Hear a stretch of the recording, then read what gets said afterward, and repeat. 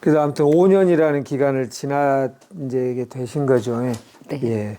법적으로 중증 등록 그게 됐을 때 소감은 어떠셨을까요?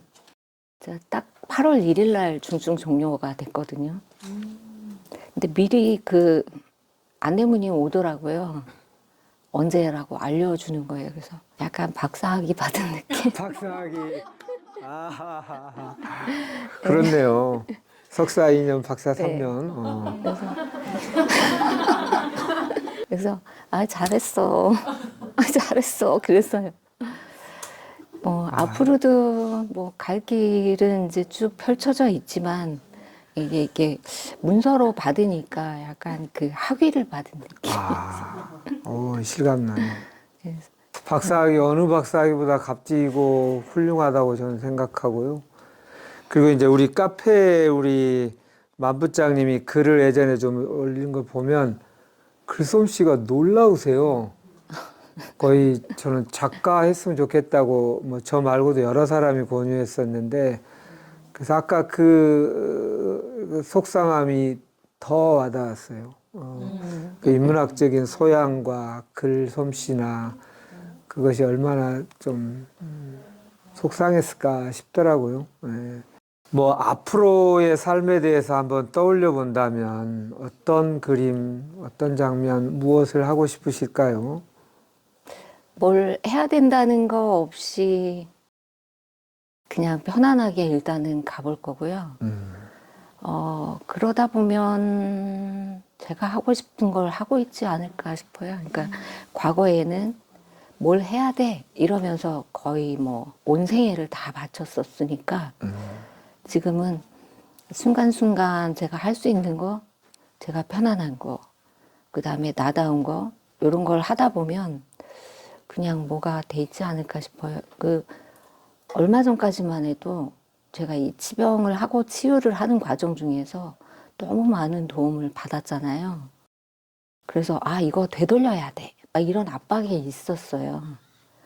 나도 내가 받은 이 도움을 나는 반드시 사회에다가 되돌려야 돼. 이랬었는데 그게 너무 긴장이 되는 걸 알았어요. 그래서 내가 편안해야 되겠다. 내가 꾸준히 뭔가를 하다 보면 그냥 내 존재로 누군가한테 도움이 될 수 있지 않을까? 그냥 그 생각을 해서 편하게 가볼 생각이고요. 그 다음에 저희가 운둔근이라는 책 모임을 하고 있는데 거기 최근에 읽은 책이에요. 습관은 하나 드리고 싶다 이 생각을 했어요. 이제 원장님이 말씀하신 그 글쓰기를 저는 억지로 되는 사람이 아니에요. 제가 마음에서 우러나올 때 조금 나오고요. 안 그러면 잘 안 써져요. 근데 그 어느 작가분이 그 말씀을, 류시환 님이에요. 작가는 글을 잘 쓰는 사람이 아니다. 꾸준히 쓰는 사람이다. 그 말씀을 하셔서 그 문구가 딱 들어왔어요. 그래서 블로그에다가 비공개로 날마다 글을 조금 올려볼까? 그 생각을 해요. 그냥 그거 하나 습관 들여보자. 그거 하나만 해보자. 그러고 있어요. 제가 엄청 급했던 사람이잖아요. 그래서 치유를 이루어가는 거는 급한 마음은 조금 접어두시면 제가 그랬어요. 처음에 빨리 낫고 싶다. 이 괴로움에서 벗어나고 싶다. 내 몸은 언제 회복되나. 처음에 막 원장님한테 원장님 저 귀가 안 들려요. 제 귀는 언제 들려요? 뒤에서 크락션을 올려도 못 들을 정도로 제가 이 항암 후유증이 심했었어요. 그런데 나중에는 원장님 대답 안 하시죠. 이제 스스로 찾아가야 되는 거니까 그냥 웃으시죠. 그래서 처음에는 답도 안 해주시지. 이러다가 나중에는 알았죠. 시간이 가야 되고 그래서 그때부터는 저한테 재촉 안 했어요. 빨리 낫고 싶은 마음 내려놓자. 마음도 빨리 변하지 않는다. 습관도 빨리 들지 않는다. 빨리는 저한테는 안 맞았어요. 그것만 말씀드리고 싶어요. 아유, 그러시고. 와, 이게 많은 피와 땀과 눈물과 외로움과 그것의 결정체 같네요. 원래 빠르던 분이 이렇게 하셨다는 게 보석 같습니다. 엄청났어요. 저 빠르기가. 처음에 저쪽 해암에 입원했을 때 그때 이제 4명이 같이 한 몇 달을 같이 살았거든요. 이게 쿵짝이 맞아서 되게 재밌었는데 그때 같은 방 그 친구들이 그랬어요. 언니 벌써 저가 있다.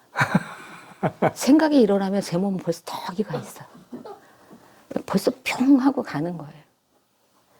그러니까 여기 와서 생활할 때도 그 정도였으니까 그전에는 말다 했죠. 아, 근데 지금은 반대로 나답다는 거를 제가 나는 원래 느린 사람이라는 걸 언제 알았냐면요. 제가 원주에서 태어나고 한 10살까지 자랐는데 그 동네 그 방언 같은 건가 봐요. 어렸을 때 별명이 찰보였어요. 느리다는 의미에. 아, 어렸을 때는 저는 그런 사람이었던 거예요. 아하. 되게 느린 사람인데 그렇게 빨라진 거예요. 뭔가 잘하고 싶어서. 그래서 빠르게 잘하니까 잘한다고 칭찬을 받고. 억울하게 늦은 거 쫓아가야 되니까. 네. 그래서 아, 나 맞아. 어렸을 때 우리 아버지가 나한테 그렇게 부르셨었지. 뭔가 빨리 안 하면 그렇게 말씀하셨어요. 본질적 내가 아닌 네.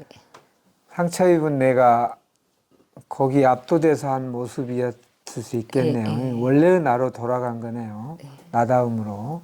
어렸을 때 나답게 살 때는 느렸던 거예요. 근데 얘가 이제 저거 되면서 제가 엄청 빨라진 거죠. 막 몸의 속도가 엄청 빨라져서. 직장 다닐 때 제가 일을 엄청 잘하는 거예요. 빨리 하고, 잘하고, 막 엄청 많이 해대고. 그러면, 와, 저 사람한테 일을 맡기면 엄청 잘 처리해. 이러니.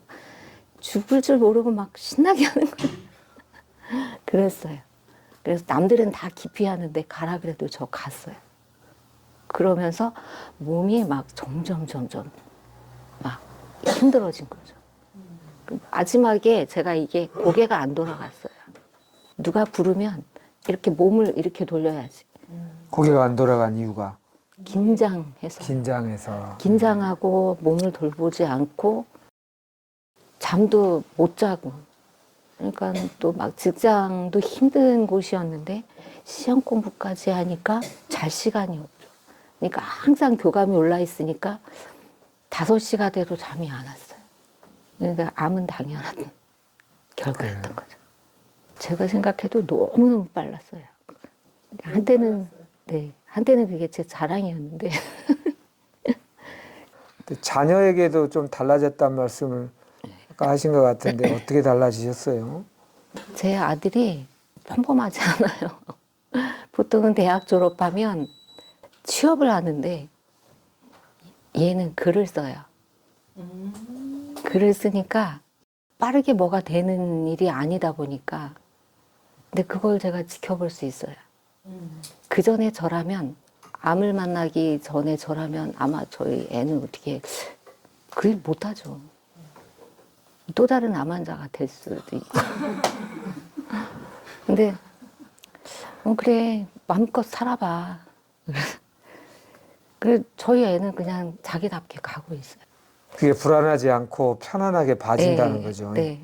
와, 쉽지 않은 일일 텐데. 그냥 저 알아서 살겠지. 그런 마음 들어요. 아, 그래요. 저는 저 살고 싶은 대로 못 살았잖아요.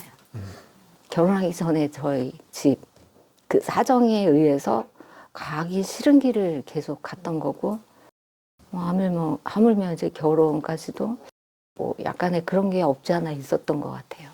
그런데 내가 알면서 내 아이한테 굳이 그렇게 살라고 떠밀고 싶지 않았어요. 취업해라 안 했어요. 너 하고 싶은 대로 해. 그러시고. 네. 그래요. 혹시 여기 이제 계신 분들 또 뭐 질문 있고 하면 답변해 주시고 하면 어떨까 싶습니다. 뭐 저는 만부장님 글을 솔직히 한 번도 못 읽어봤고 처음 뵀는데 여기 이제 프로그램 활명이 굉장히 많잖아요. 거기서 어떤 걸 하셨을 때 가장 이제 행복하셨어요?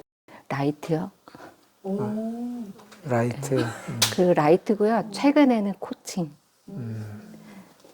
라이트 할 때 평생 제가 편안하게 살아갈 수 있는 무기라고 생각이 돼요. 제가 운전을 이렇게 썩 좋아하질 않아요. 근데 아침에 이제 이거 10시에 해야 되는데 좀 빨리 와야 되잖아요. 운전을 할 때 아무리 제가 호흡을 살펴도 굉장히 긴장이 돼요. 굉장히 긴장이 돼서 근데 형편상 어제 올 수는 없고 와가지고 이제 라이트로 저를 조금 진정을 시키는 거죠. 누가 저를 계속 돌봐줄 수 없잖아요. 그러니까 몸으로 돌보는 건 라이트예요. 그리고 마음을 돌봐주는 거는 지금도 계속 제 이슈를 만나잖아요. 그럴 때는 이제 코칭으로 저를 계속 돌보죠. 아, 되게 매력적이에요. 그래서 저는 재발이나 전이에 대한 뭐 이런 두려움이 없지 않았죠. 근데 최근에는 거의 생각이 안 나요. 그냥 이렇게 살면 되고 이렇게 사는데 어떻게 그런 일이 다시 생겨 이런 마음이 들어요. 그러니까 계속 내가 나를 알아차리고 지금 제가 직장이 한 1년 반 정도 돼가요. 풀타임으로 일한 게. 처음에는 그냥 도전이었고요. 근데 그거를 하면서 그 가장 크게는 그 두 가지가 저를 계속 이렇게 괜찮게 이 안정되게 저를 데리고 가는 거예요. 너무 여기 프로그램 너무 좋은 거 많잖아요. 근데 핵심으로는 전 그 두 개예요. 예, 또 뭐 코멘트나 질문이나 하고 싶은 말 좀 나눠주시면, 네.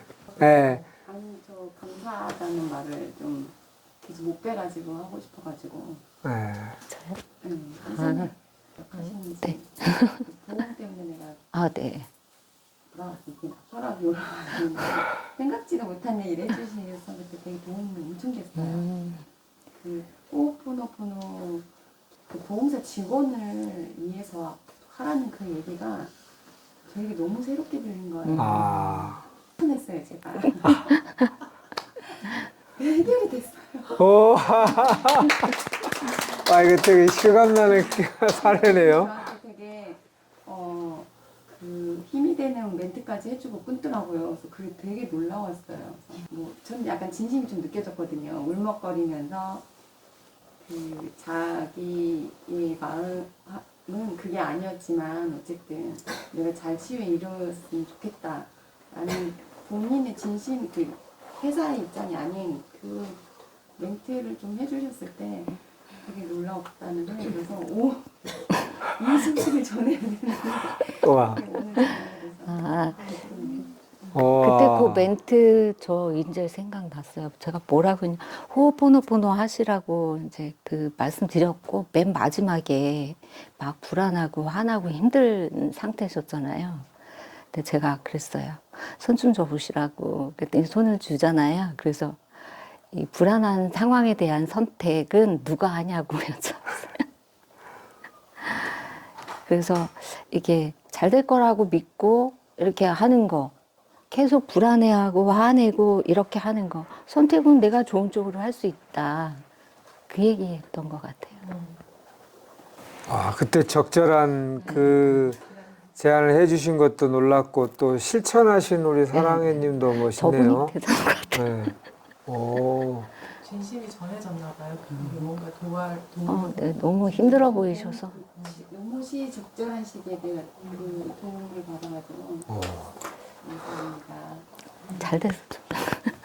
혹시 이 말이 뭐 말인지 혹시 모르는 분이 있으실까봐 호포노포노는 또 뭐고 뭔 말이지 이렇게 생각할까봐 그 하와이의 원주민들이 어려운 일이 닥칠 때 전통적으로 내려오는 그걸 푸는 방법이 있답니다. 그게 이제 기도를 하는 건데 갈등의 대상을 향하여 나나 내 가족이나 내 조상이 당신이나 당신 가족이나 당신 조상에게 의식적이든 나도 모르게 무의식적이든 상처를 준 것이나 해를 끼친 게 있다면 미안합니다.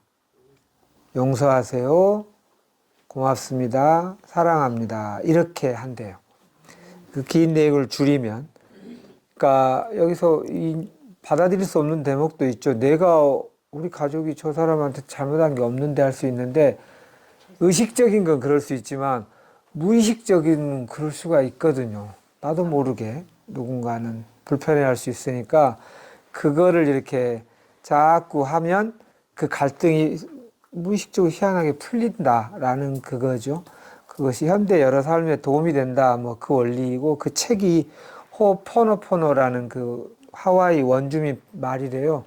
그 호포노포노의 비밀이라는 책이 있고 그 저자가 하와이의 정신병원에서 정신과 환자들을 그 방법으로 환자를 직접 대하지도 않고 그 차트만 보고 계속 나와 내 가족과 당신 가족에게 하겠다 미안합니다 이렇게만 했는데 뭐 독방에 갇히는 확률도 줄어들고 치유율이 엄청 높아졌다는 놀라운 얘기가 있고요. 그분이 여기 한국 고려대학에 초대받아서 강연도 한 적이 있었습니다. 예. 비슷한 건가요? 네. 이거 좀 보완하고 싶다는 게 있다면. 아니요. 그리고 본인이 또 활용해 보신 게 있다면. 그냥 생활 속에서 대면하기 힘든 사람들 대할 때 그분들한테 해드리고요. 공간도 해요. 공간, 이 예. 공간에 대해서도. 집도 하고 사무실도 하고 차도 하고 이렇게 해서 그냥 정화되어 간다고 믿어요. 그냥. 그래서 과거에 했던 직업을 지금 다시 또 하고 있는데 좀 굳이 내가 그걸 왜 다시 하고 있을까라고 생각을 해봤어요. 근데 거기서 만나는 사람들하고의 어떤 그런 것을 제가 약간 즐기고 있나? 바뀌어가는 저를 확인하는 것도 있는 것 같고요.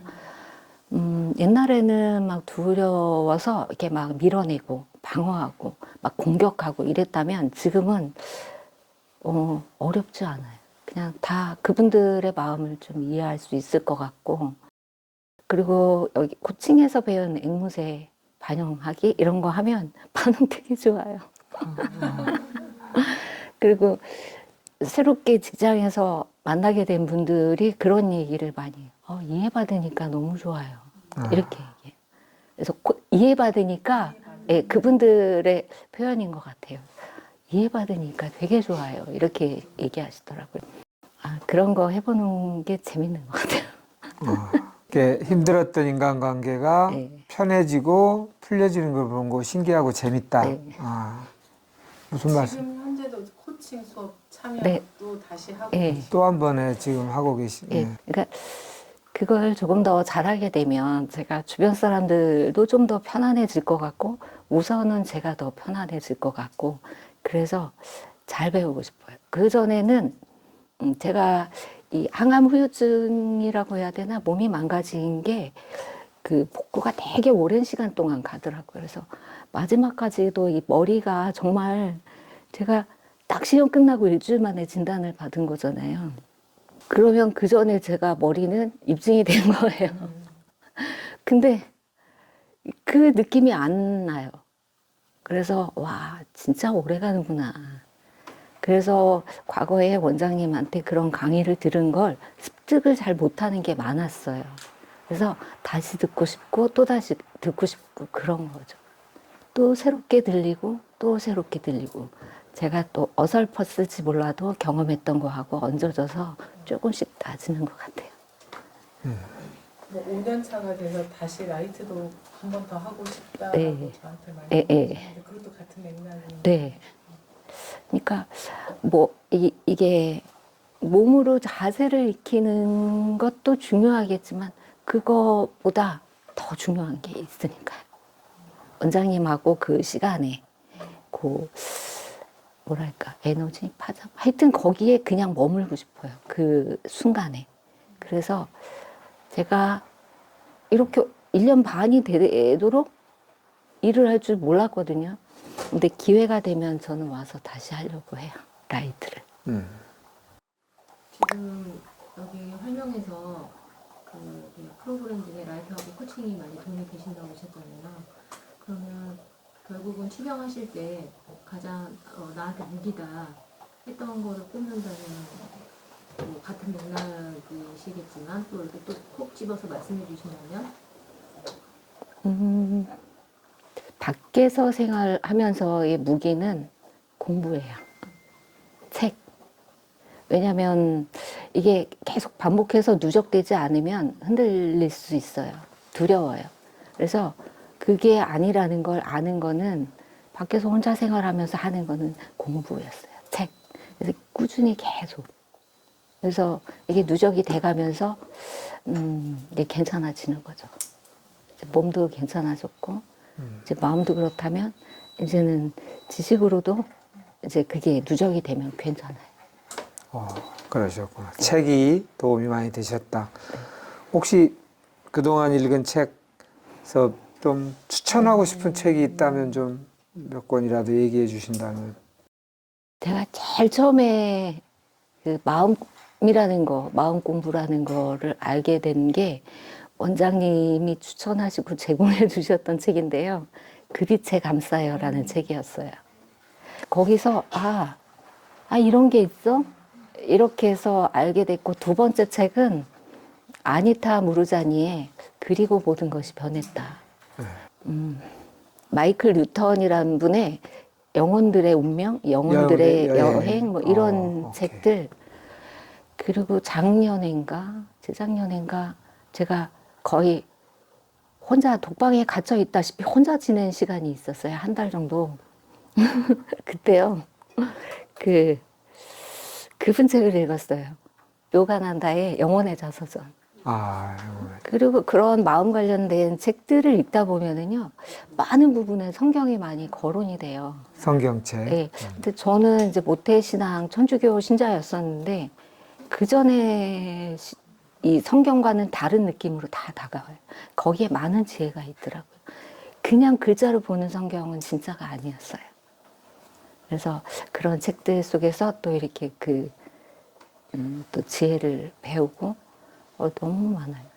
그리고 또 면역혁명, 또 뭐 최근에 읽은 거는 아주 작은 습관의 힘이라는 책, 저희가 이제 책 모임에서 어제 이제 책 나눔 끝났고요.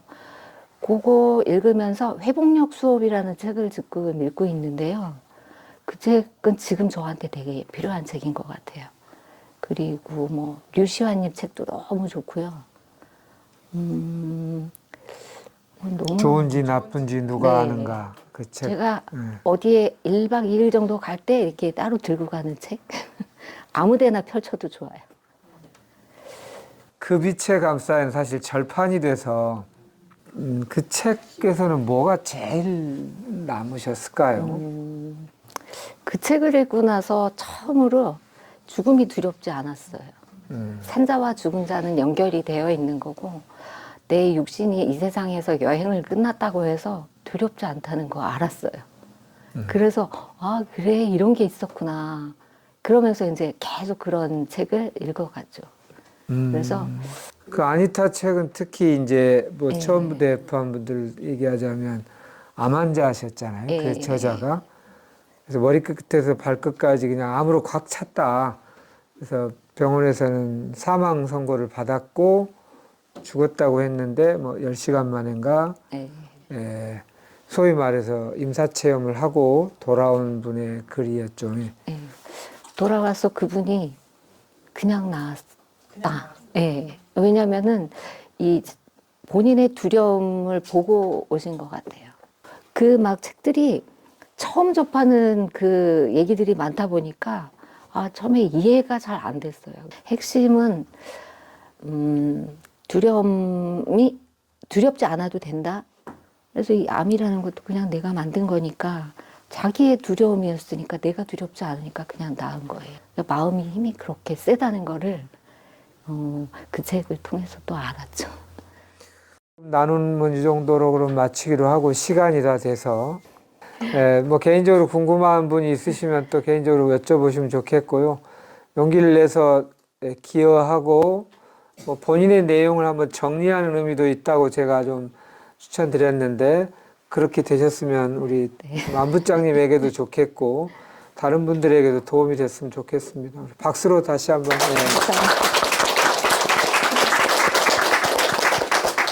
고맙습니다. 예.